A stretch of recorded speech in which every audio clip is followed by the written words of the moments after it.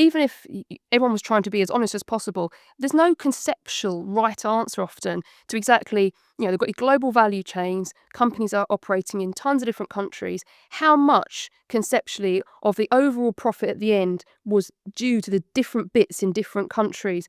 There is room for a lot of reasonable disagreement between reasonable people about that allocation. Hello and welcome to the IFS Zooms In. I'm Paul Johnson, Director of the Institute for Fiscal Studies. And this week we'll be looking at corporation tax, which is celebrating a birthday. It's celebrating its 60th birthday. It was introduced in 1965. In fact, it was introduced in April 1965. It's still an important tax, despite the fact that across the decades there has been no shortage of predictions that revenues from the corporation tax would decline. And yet it's forecast to raise record amounts in the coming years. We'll look back at some of the key policy changes and forward to what we can expect to see next.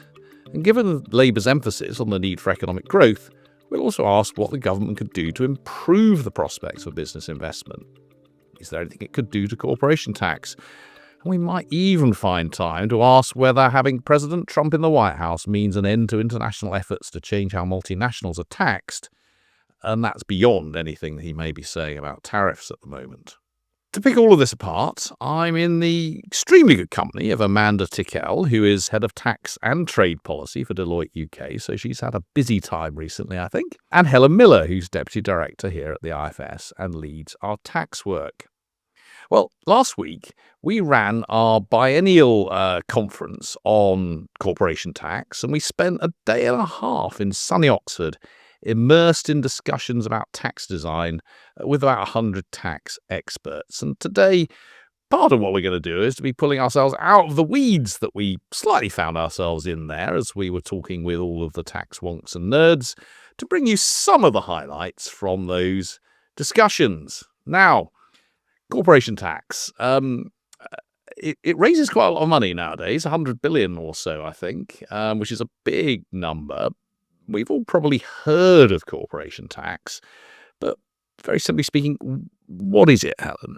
So if we start at the very highest level, very simply, you can think of it very broadly as a tax on profits. So companies get revenue, they deduct the costs of employing people, so wages, and they can deduct certain costs related to the investment that they're making in, for example, machines and equipment. You get to a measure of profit and then you tax that. It's nowhere near as simple as that in practice, partly because you don't deduct the direct costs of making investments. You deduct allowances that are related to those costs. There are various allowances. They vary across types of assets, and that adds some complication. But you can think of it as a tax on profits. The main rate of corporation tax is 25% at the moment, but there are different rates depending what kind of company you are. So if you're a small company, you have a lower rate, for example. If you're a bank, you have a higher rate, and there are other rates besides. But the main rate is 25%.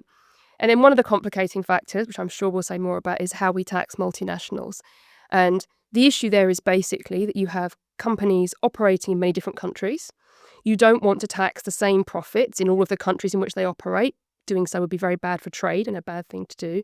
So you have to allocate those taxable profits across countries. And the international agreement that countries came to in the 60s was to say that we'll allocate those profits on what's kind of called a source basis. So basically, you try to work out where the underlying value added was created, and you allocate profits according to that. That's a very high-level description, but I'm sure we'll say more about that, but that's in broad terms what the corporation tax is trying to do. Trying to tax profits in the countries where value added was created. So we've dived very quickly into the multinational bit of that, but I mean, just stepping back a bit, sounds great, taxing profits. Companies pay, you and I don't. And the more profits companies make, the more we can tax them. It sounds like the perfect tax. If you hold aside the international issues, imagine we're in a closed economy. Yeah, ignore the international. And if you actually define the measure of profits properly, so you're just defining economics rents, then yes, it's a smashing tax. What do you mean by economic rents? So you have revenues, you deduct all the costs of doing business, all the wage costs, all the cost of investment, then what you've got left over, that kind of profit, you can reduce that. But a project that had a high profit before all the tax, it still has a profit after the tax, you still want it to go ahead. It's the return over and above what you needed to earn to make something worthwhile doing. And you can reduce that without distorting investment. So in a closed economy, if you can identify, you can measure, you can define these economic profits or rents or excess returns or whatever you want to call them, you can tax them and that's a great thing to do. In fact, just as an aside, with the North Sea, we do have a different regime for companies operating in the North Sea, and you can think of that more like a closed economy because it's fixed, it's in the North Sea, and we have much higher rates there, and we get away with them because the North Sea can't move in response to these higher rates. So in a closed economy, it's great. The big issue is, other than the fact that we don't actually define profits properly in the tax base, we could fix that. The big issue is with multinationals, they do move. One level you're defining it as a great tax. I remember the OECD, Organisation for Economic Cooperation and Development, what the economists always calls the Club of Rich Countries, defining corporation tax as just about the worst tax. Well, I think it depends on what you're looking at. So again, there are two issues. One is the way we actually do corporation tax in practice, the way it's actually defined, doesn't just fall on what I was calling income rents or pure profits or excess returns. So in practice, the way we have designed it does discourage some kinds of investment. So it has some design problems, which we could remove. And the other thing is this international point. So we're not a closed economy, we're an open economy. And if we try to tax things, then some of those things can move offshore. And when they move offshore, that is bad for growth. So in reality, it's that multinationals can move their activity around that makes it a more difficult tax. Well, Amanda, Helen can't stop talking about multinationals, so let's say a little bit, shall we, about how this works in the context of multinationals, where despite Donald Trump's best efforts, we do have a very open global economy, and it's very difficult, isn't it, to tell where a company is making its profits. I mean, where is Amazon that's selling stuff in the UK but has the intellectual property somewhere else, and the stuff is they're made somewhere else and it's advertising somewhere else? I mean, how do we define that? How do we even think about how to tax multinationals nowadays? I think you're drawing a really interesting distinction there between goods, where you can clearly see the substance, the manufacturing plant, etc. And actually, it's a lot harder to shift that sort of activity, and other activities relating to services and exploiting intellectual property. And I think over the last decades, we have seen tax competition amongst governments, amongst countries, to try and attract that investment or the holding of intellectual property or creating the innovative things that we're now benefiting from in the world in their country, so that in their view, it's better to tax at a lower rate a higher amount of activity. So this is one of the reasons that the OECD picked on this as a topic to try and modernise the corporate tax system, which has predominantly be based around where you have your establishment, your permanent establishment, and then to try and work out which country deserves the profits. You have a transfer price between those countries, which is companies, which is an arm's length agreement. So that's how you kind of divide it up. But I think undoubtedly it's become harder to see where that substance is established, and that's what this whole OECD BEPS project was all about trying to fix. So BEPS being base erosion and profit shifting, if I recall correctly. And just give us a sense of how this works. I mean, one of the things that people often refer to when they're thinking about international corporation tax is Ireland, which has a very low rate of corporation tax but raises a lot of money. And that low rate of corporation tax has helped attract companies to Ireland, at least in principle. Can you just, again, at a very high level, explain to us how that's worked? Yeah, Ireland has had a rate of 12.5%, and if you compare that obviously to the UK's 25, it's half. So it's a very attractive factor. What I would say though is there's much more to it for a multinational than just the tax rate. It is something that features in the investment decision, but it's definitely not the only thing. I think if you are expecting to be highly profitable in very high margin businesses, then obviously it features more greatly. But I think all the other factors that business takes into account, the legal system and the ability to send out and receive dividends and the ability to attract talent, the other costs of doing business are all absolutely as important as that. But I definitely would say that being able to compete on tax rate in Ireland has been one of the government strategies over there. This doesn't always necessarily mean that there are massive factories being built all over Ireland. It's or indeed other places where the profit is said to accrue. This sometimes is about where real activity occurs. It's sometimes about where headquarters are. It's sometimes about where intellectual property is held. I mean, there's all sorts of complicated things going on here so that companies can record their profits in a relatively low tax environment. That's absolutely right. And I think two of the sectors that predominantly have been successful in Ireland are pharmaceutical, life sciences, and technology. So exactly as you said, this isn't about building vast factories, although manufacturing is undertaken, so for pharmaceuticals, but it has been about fixing the business needs to the government strategy around tax and meeting those. Also, perhaps worth highlighting for people who aren't, in the weeds like we are, none of this is a surprise. We could look back at this system in the 60s when it was set up. And I think what people often think in the public debate is that we have a system that's kind of well designed and companies are sort of doing naughty things somehow to get around that system. But actually the system itself gives the governments have an incentive, the way Amanda was talking about, to compete to try to attract activity. And firms obviously have an incentive to take tax into account when they're deciding where to put their activities. It's also worth saying that even if everyone was trying to be as honest as possible, there's no conceptual right answer often to exactly, they've got global value chains, companies are operating in tons of different countries. How much conceptually of the overall profit at the end was due to the different bits in different countries?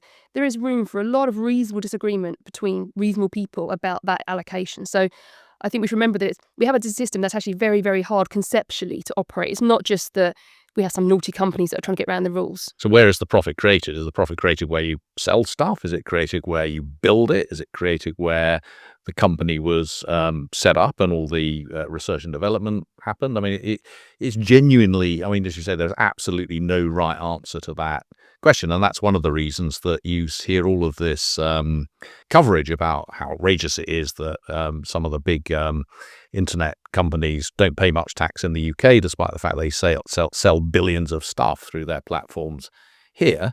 But they would argue, not unreasonably, the profit results from the intellectual development and the research and the setting up of the company, and it's not actually made here. We'll come back to what the OECD's been trying to do recently, but until recently, we weren't even trying to tax that activity. We were trying to say, take a big, digital-based company. We weren't looking at all at where it sells its stuff. We weren't looking at market countries. We were looking at that underlying value added. So nobody in the tax world was at all surprised that you had companies with big sales in countries without taxable profits there, because we weren't even trying to do that. So that wasn't like a bug in the old system. It was the system. We've been trying to change it under the OECD, but I think people saw that and didn't like it. But what they were seeing is they didn't like the system, as opposed to they didn't like a particular behaviour. Yeah, they didn't like the system, and I think the other factor there is the growth and the value in services, and that idea that there was a disparity between traditional businesses of, say, bricks and mortar and the new tech or intellectual property-based business.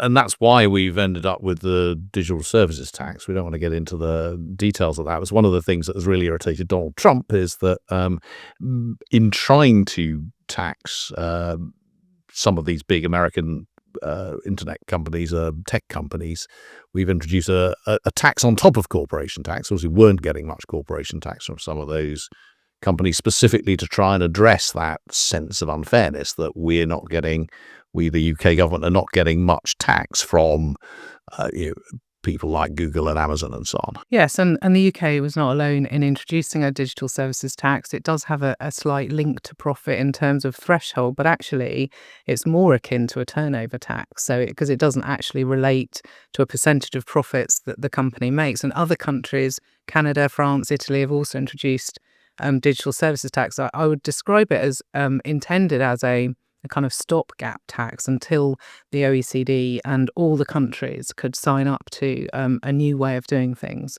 and a reallocation. But that part of the OECD's work hasn't actually been concluded yet. So DSTs are still with us. To be fair to America here, I think you can completely understand why they're not happy with digital services tax. This predates Donald Trump. So it's not at all a political point.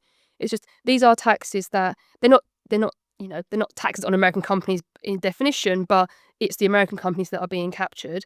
That the old system, and I'm drawing with very broad brushes here, the old system says we'll tax profits at source, which might have meant in America or other places. What do you mean by outsource? Broadly speaking, you're trying to pin down where the underlying value was created. So where was the person doing the research or the person building the widget or the marketing? Nothing to do with where it was sold or who bought it. So the fact that you bought a service is irrelevant under the old system. Yeah. And now it's saying, take these companies that are having digital services and look at either the users or the consumers, depending on how you think of it, and let's tax them there. It is a different basis for taxation. And as Amanda said, it was meant to be, we'll do this for a while we all agree on a new way of allocating global profits. But if the US's stance, which I think it basically is now, is we don't agree on that new way, and therefore you're trying to tax our companies again. And in fact, as Amanda said, it's a turnover tax. But basically, in other countries more so even, it's a turnover tax. So a turnover tax being... It has two properties we don't like. You don't get to deduct costs. So you and I might be both run companies and both have £100 million of profits, but I have £95 million of costs. You have £5 million of costs. We get the same tax, even though you're very profitable and I'm not very profitable. It's that kind of problem. And it cascades. So as you move value around your global value chain, you have multiple countries are trying to tax the same profit. And exactly why we had the system in the first place was to try to avoid that. So I think you can see why America doesn't like these digital services taxes. They are additional, poorly designed taxes on the profits of its multinationals. So, and I think it's right to have some beef with them, especially if it thinks they're not the first step towards global agreement. It just sees them as a kind of a grab for profits. The OECD and all the countries signing up to the framework did appreciate that point, and I think the US was successful in changing the format. So we then ended up with these two pillars. Pillar 2 for global minimum taxation at 15%, and then Pillar 1, which had two component parts. One was to reallocate the profits of the largest multinationals, so not just digital and tech companies. But then the other pillar of that was to also give some standard return for marketing and distribution activities, which would have given a lot more certainty in what countries were trying to tax. And that was the A and B of Pillar 1. So that's all on hold for now. That is on hold on Pillar 1. Pillar 2 isn't. Pillar 2 is being implemented. So that's the minimum tax. Minimum tax, yes, of 15%. Many countries are implementing that, including the UK and the EU. So that is going ahead, although the United States has withdrawn its support in terms of progressing Pillar 1 and 2. Well, the interesting thing here, actually, I'd be interested in Amanda's views on this. I mean, these two OECD mechanisms, both, again, to try to have everywhere taxed at minimum rate and to try to do some reallocation, were designed to kind of be robust to America not playing ball, right? So they were sort of designed to say, we want America to come along, but if you don't, the rest of us can get on and change our rules anyway. What they're not robust to is America explicitly retaliating against them. So I think it would be one thing for America to say, we're not engaging with this, we're going to do our own thing. It's quite another thing for Donald Trump to then retaliate and say, if you do it, we're going to do other things to you. So it's not clear to me that they're robust to that second type of activity. I don't know what you think, Amanda. Well, we don't know how countries are going to respond. I think that all we can say is that we're in a really sort of dynamic and very uncertain environment. There's a very close link in with tariffs on every move that governments make, whichever tax or other it's related to, regulatory measures and other. We just don't know. I think we're going to have to just monitor this. But for now, the Pillar 2 implementation and legislation is going ahead. And I think, the EU, for instance, would view it as successful. It has managed to sort of bring minimum taxation to that level within the EU single market as well. So I think there are positive pieces to Pillar 2. It's partly addressed how to tax digital and tech in the future. It's worth saying for listeners that we're recording this less than a week after Donald Trump announced his striking new tariffs, let's put it that way, on most countries. And so we are in a period of considerable uncertainty regarding just about anything when it comes to international economic agreements. Stepping back a bit, Helen, I mean, one of the things that people working on corporation tax have worried about for a very long time is this international issue, that if you've got lots of countries competing with each other, then there's an incentive to take tax rates down because you want the investment in your country and not in somebody else's country. And indeed, we've seen, if you look at headline rates of corporation tax across the world, they have come down over a long period of time. In the UK, ours has come down from more than 50% in the 1970s to It got to a low of 19% not so long ago before coming back up to 25%. But because of that international competition, lots of people, including people at the IFS, a decade or maybe 2 or 3 decades ago, I think would have been very, very, very surprised at one of the things you said in your introduction, which is that we're getting more corporation tax, or as much corporation tax as we have ever got, measured as a fraction of national income, something like £100 billion a year. How is that? I mean, how is it that with rates that are half what they were 50 years ago, with all of that international competition, given all of the concern about that, and the sort of more popular concern about companies doing everything they can to avoid paying it, we're still getting an absolutely stonking amount of money? In some ways, it's great, but how's that happened? Yeah, well, you're certainly right. It's remarkable. It's something that's really obvious when you look at the high-level statistics. The rate comes down a lot. The revenue goes up and down with the economic cycle, but you're not seeing this big downward trend in revenue. Although, again, like you said, at lots of points, people were predicting that. In fact, if you'd have asked me in the mid-2000s when I started at IFS to imagine what I would say at the kind of the 60th birthday of corporation tax, I think I'd imagine like a eulogy. I'd have been like a, goodbye corporations. Not a happy birthday, let's keep going kind of a speech. So it's definitely a big turnaround. And I think there's a couple of things going on. So one is that depending on which period you're looking at some points in time, basically profits of the corporate sector did quite well. That was true kind of the end of the 90s, for example, and that kind of held up corporation tax receipts. Another thing that's happening that's due to the government is what economists call base broadening. So I mentioned at the top that when you're defining taxable profits, you're deducting certain allowances. Those allowances have changed a huge amount, but overall, painting with a very broad brush again, they've become less generous for the most part. So that means the definition of taxable profits, the tax base, the thing you're taxing, has got bigger. And therefore, you're taxing a bigger thing at a lower rate.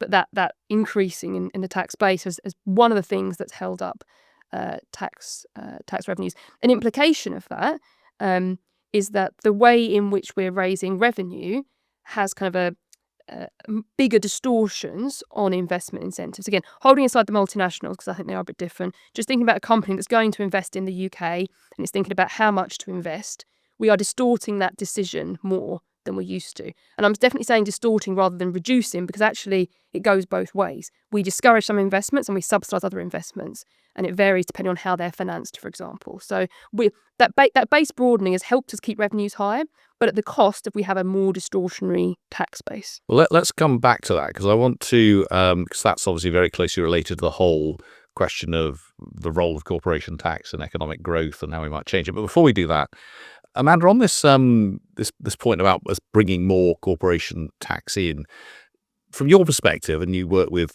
companies and advisors on this all of the time, to what extent is this to do with additional profitability, government policy, or actually changed behaviour by companies? Well, I think it's probably a combination of the three. I mean, undoubtedly, that there are many anti-avoidance rules and provisions now, and a change in, I think, what is society, what's acceptable to society and boards in terms of sort of what tax planning a business can or can't do. So I think that's undoubtedly a factor. But it's not the only one. I think what is equally as interesting here is it's not only corporate tax that's gone up proportionately, but there are many other taxes on corporates that we don't call corporate tax on profits, but are now being called levies. And these are the trendy taxes, I'll call them, because the UK likes them, Europe likes them, they're loved all around the world. I don't know why. Thinking like things like the bank levy, that bank sort of thing. levy, gambling levy, even the DST could be seen as a levy. You've got residential property developers levy. I mean, the CBAM, plastic packaging taxes, there's a lot of them. CBAM being the carbon border adjustment mechanism. Yeah, sorry, there are lots of acronyms here. Yeah, that's coming soon. That's not in yet. That's being debated at the moment. But lots of other levies that land on corporates, they're before tax as well. So they're kind of impacting that margin, but they're still corporate taxes, just not profits taxes. Just very quickly, can I explore one of the things you said there? Because I've heard it from lots of people.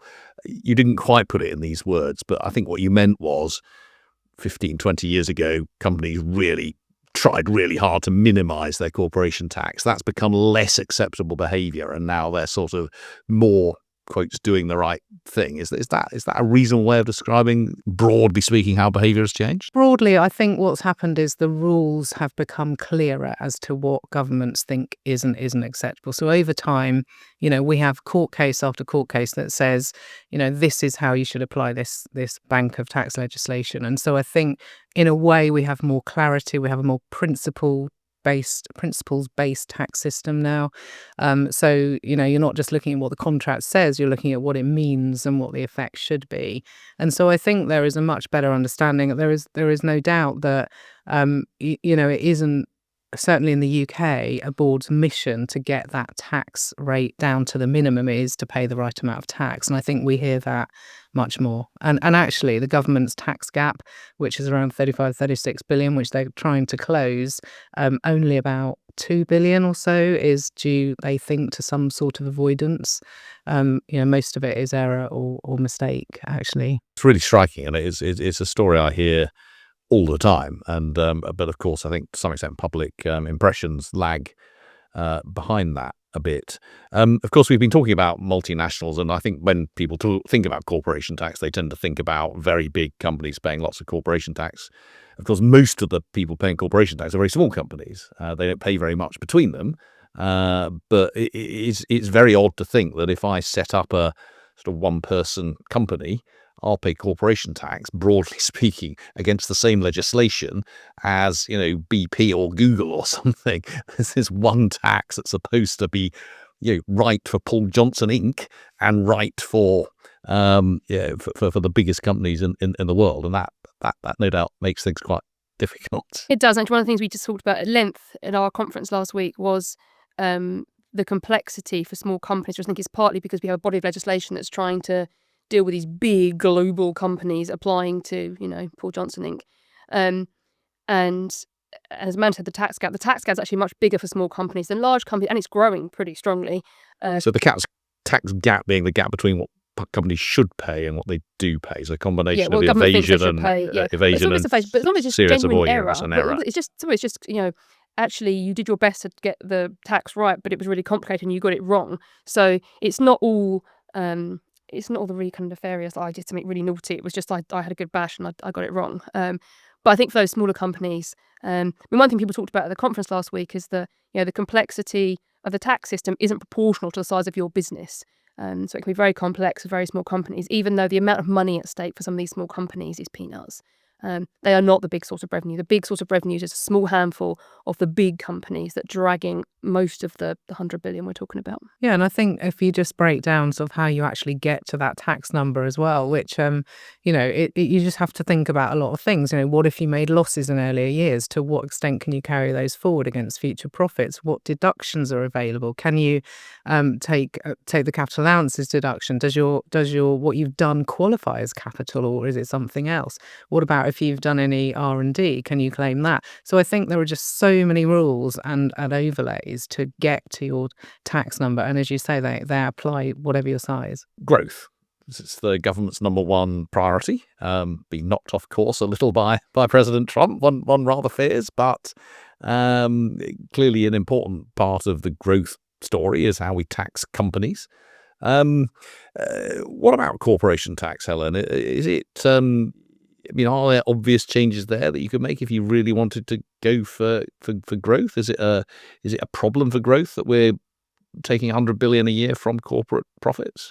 Yes, I think I kept coming back to that. I'll kind of pick up on now is this idea of a poorly designed tax base. So let's come back to the multinationals because I think they are a bit different. But control what you can control, if you like. I mean, we define the tax base. We define all of the allowances that firms can deduct, and we've done that in such a way that we distinguish between different assets and different kinds of financing and different kinds of companies, but not for a good reason, just because we just kind of got the tax design designed badly.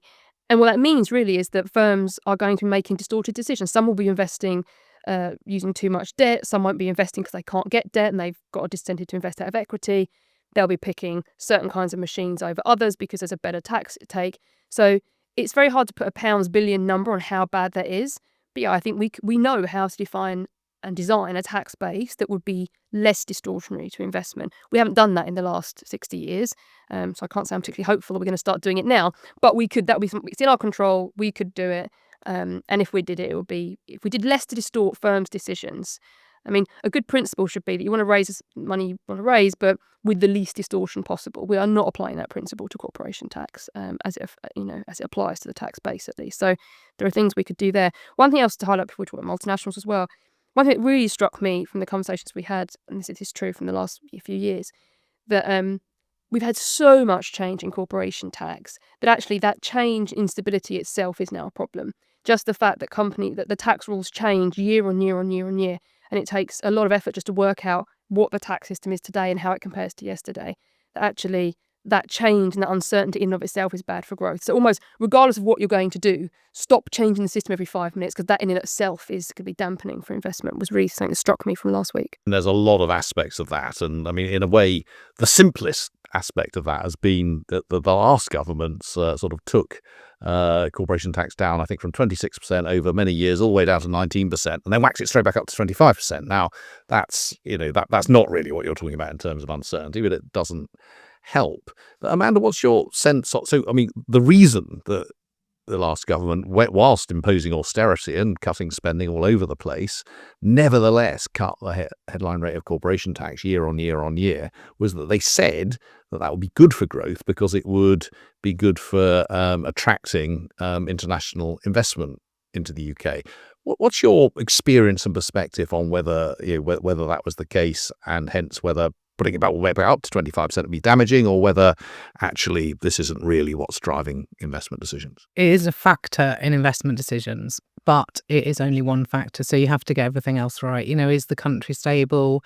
How certain is the tax system? I totally agree with the points Helen's made about how it actually works in reality. And I think, that word certainty, with all the complexity you just highlighted, is something the government's recognised. They have announced they're going to, within their corporate tax roadmap that's been published, they are going to try and give businesses more clearances, more assurance over their bigger investments, so that they know what the tax position's likely to be. I think this is really interesting because you're seeing a recognition of the need, perhaps for HMRC, who administers the tax system, to maybe change its approach from being one which is collect as much tax as possible to collect as much tax as possible whilst enabling growth. And I think that's going to be really interesting to see if the government can achieve that and HMRC can achieve that.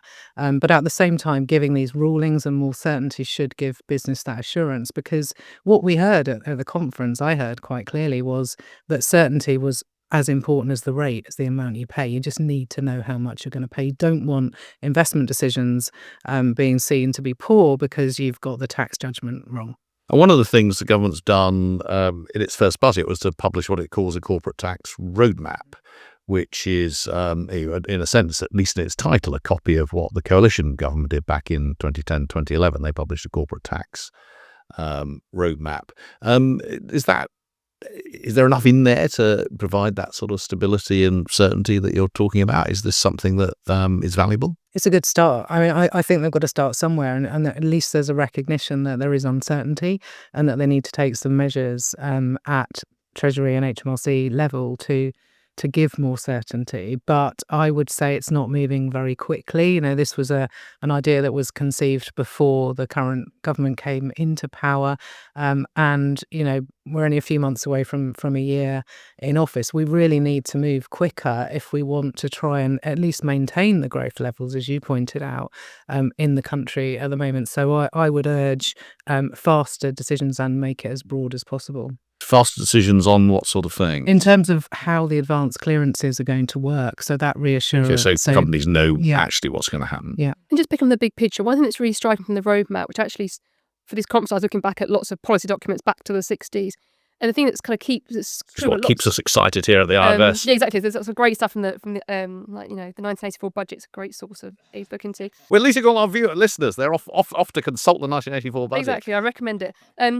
Well, one thing that's striking about all those policy documents is just a real lack of vision, actually, for the big picture. So obviously, I don't think anyone's going to just in a year completely reform the corporation tax. But whether it's a roadmap or it's a policy speech, what chancellors I think have lacked is a real sense of what kind of corporation tax am I trying to achieve, and then what steps will I take? What's the roadmap to getting there?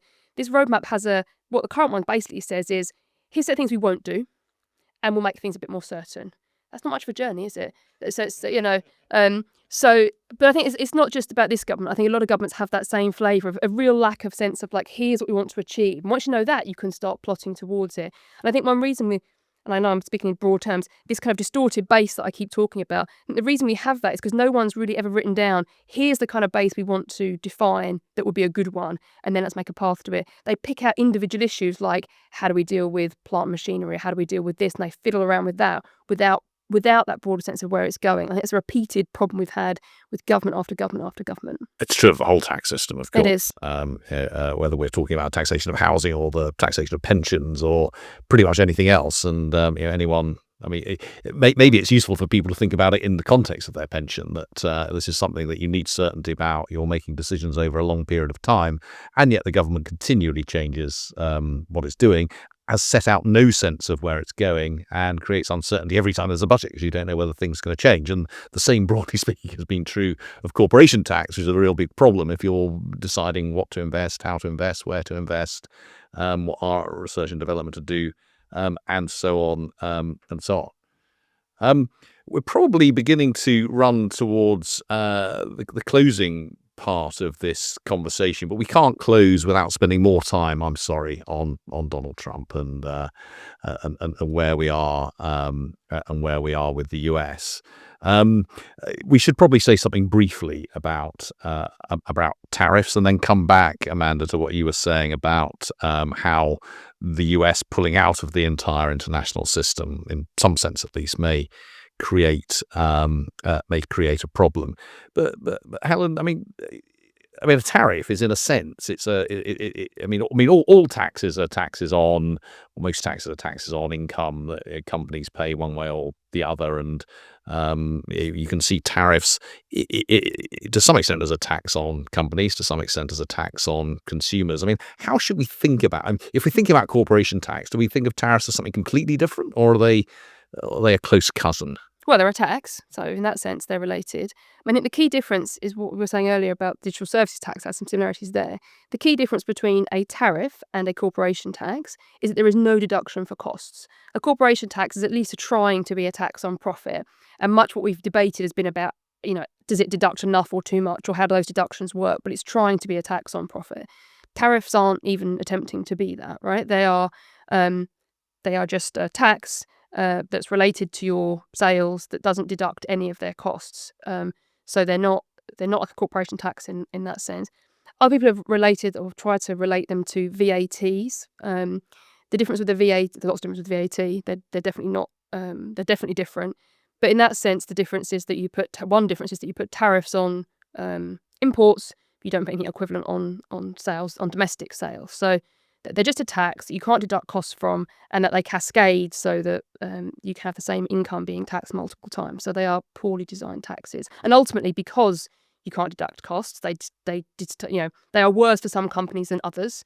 So for small margin firms that have maybe large sales but small profits, they're going to be more difficult.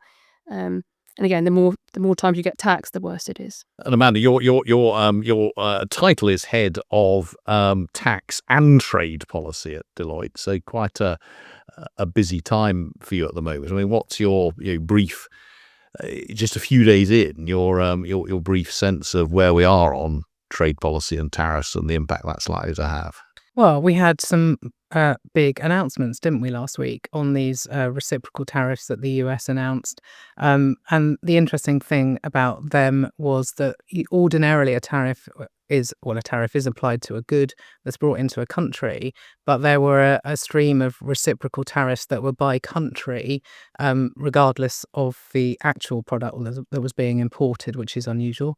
But they will apply on top of the ordinary tariffs that that importer's paying, bringing in. So I think that the interesting thing about tariffs is that it depends who pays them as well. Like, your contract terms actually determine whether it's the importer. So if we're talking about the United States, it will be possibly the US importer, or if you've priced your product say DDP, which means you get it to the door of the person buying it, you will actually have to absorb those import costs. Or if you have multiple locations and you're moving your own product from one place to another, then obviously you're owning the good when you import it. You're the importer of record. So I think it's much more complicated than just looking at the headline rates. You have to look at who bears it, and what happens as a result. How sticky are your products? How necessary are they for that market? That will definitely impact sort of how actually the tariffs that are implemented affect you. And of course, we've only just seen early news here. We're starting to see retaliatory measures being announced, say, by China, for instance.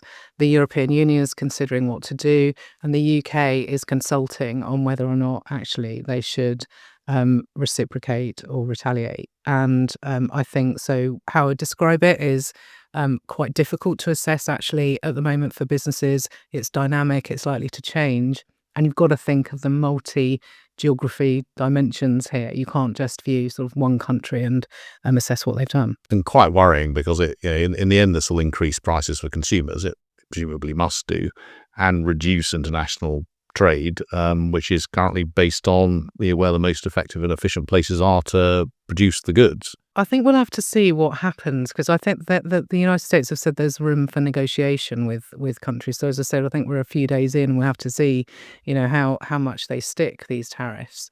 But I would also say on the inflationary comment, many economists have suggested it could be inflationary. I think it depends whether a business is able to absorb any of the costs in its margin, implement other cost reduction measures, and how consequential the tariff rate is, what the percentage is set at for that business. And we should, Helen, probably end on a rather important note that we've neglected so far. I started off by saying corporation tax, great tax, companies pay it. But as Amanda has reminded us, there's a really interesting question about who in the end actually pays any tax or tariff. As you say, even a tariff, which could simply increase 20% the price of what's being sold into a country, could result actually in lower profits, and that hits shareholders. We've certainly seen that over the last few days. Or it could be that companies reduce the pay for their employees. Corporation tax sounds wonderful because it's paid by companies, but the same is true, isn't it? That actually, in the end, that £100 billion, it's being paid by you and me and everybody else one way or the other, but the truth is we're not quite sure who. Yeah, all taxes are paid by people, fact. There's no tax that's not paid by ultimately an individual. It's just a case of which individuals. And this is why this point about multinationals matters, right? So the reason that people like the OECD don't, they've changed their mind actually, but the reason they used to call it a bad for growth tax was what they have in mind is that if what corporation tax does is mean that companies move investment out of the country, then that's bad for workers in that country because they have less productive capital, they get less productive, they have lower wages. Or if companies respond by putting up their prices, then consumers face higher prices. So with tariffs, actually, the last time America did some tariffs, it got basically passed through 100% into consumer prices. So Amanda's right, we don't know quite what will happen this time, but consumers should be expecting to see that in prices to at least some degree. And with corporation tax, there's more evidence on that now, but it's basically borne by some combination of the owners of capital, so shareholders, that includes all of us, and anyone who's got a pension, but also basically mostly workers and consumers. So most of corporation tax is not paid by shareholders, it's paid by workers and consumers. We know that, do we? We're confident of that. The best evidence we have points in that direction. But of course, no one sees it, and it's therefore quite attractive to governments. And it is very, pulling back a long way, it's very striking that governments have, I think, increasingly increased taxes where they're less evident to people. Corporation tax, employer, national insurance contributions, for example. But it remains the case if you just look at the direct taxes that someone on average earnings is paying, despite the fact overall tax burden is the highest it's ever been, they're paying less in income tax and employee national insurance than they have in many, many years. You can see the attractiveness of that from a government point of view, but whether that is the strategy which is most compatible with high rates of growth, I think is genuinely uncertain. In fact, I'd say I think we're pretty sure that that's not the strategy that's the best way to high rates of growth. But governments are trading off economy against other things all the time. Although I think in President Trump's case, it's not entirely clear what he's trading off. It seems to be lose, lose, lose in terms of the tariff increases. We could spend a long time talking about this, and we've only just scraped the surface, in particular, of what's happening in terms of taxing multinationals and the OECD process. But I think it's probably nevertheless time to bring this particular edition to a close. Thank you to Amanda Tickel of Deloitte UK, and to Helen Miller, my colleague here at the IFS. Thank you to everyone for listening to this episode of the IFS Zooms In. And to see more of our work, please do visit www.ifs.org.uk and do consider further supporting us by becoming a member for as little as £10 a month. You can find out more in the episode description. We'll see you next time.